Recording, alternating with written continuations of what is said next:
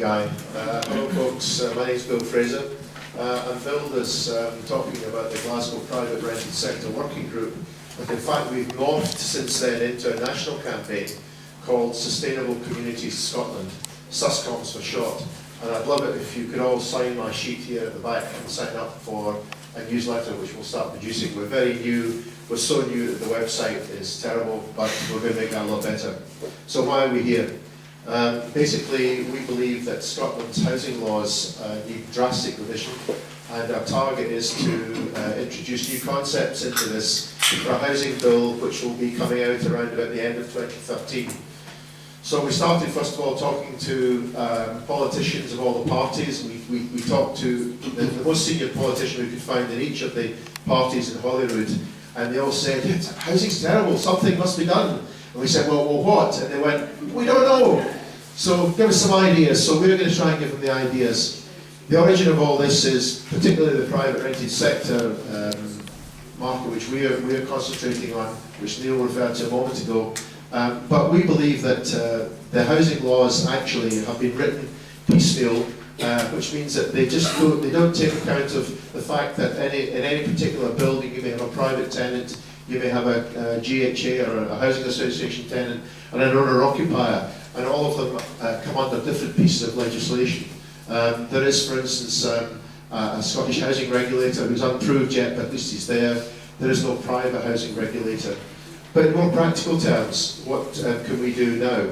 Well, we're planning from this to put specific questions to candidates for the council, and I should declare an interest here. I am one of those. I'm going to be a candidate for council, so can Pollock Shields vote for me? The difference between me and everybody else, I hope, is that my campaign will be issues driven, and this is definitely one of them. I'm not interested in the party bullshit, even though I do have a party label. That's only because they gave me some help. Anyway, right now, the point, what can we do here? First of all, we have to understand that our slogan is that housing is about more than bricks and mortar. In other words, a house is a very, very central concept to everybody. And we want the Scottish Government to change the way it looks at housing. At the moment, all the housing laws are written with investment in mind, in producing enough housing units, as if the people don't exist, just a housing unit, and everything goes in there. Now, what we're trying to do is we're trying to add a moral or a community dimension to that and say that the responsibility of anybody who is the landlord or the owner of a house has to have a balancing moral obligation or community obligation. To get to that sated state, we then have to deal with the present, and the present is that we do have housing laws, but nobody's enforcing them. Just imagine if you have a law which says I have to drive at 30 miles an hour, and the police go, well, we'll not bother with that. We'll just let you drive at any speed you want, and the consequences will come. Well, that's the way it is in Glasgow at the moment. The housing, the